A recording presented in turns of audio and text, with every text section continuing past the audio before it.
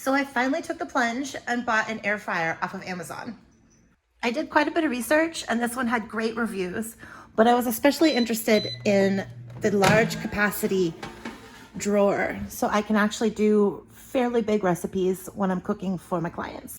So for my very first recipe, I'm gonna try a ribeye steak. I want it super healthy, so all I used was salt and pepper for the seasoning. I'm gonna add in the divider and put a little bit of Brussels sprouts. For the Brussels sprouts, it's olive oil, salt and pepper, and a little bit of bacon. Pop it in for 12 minutes.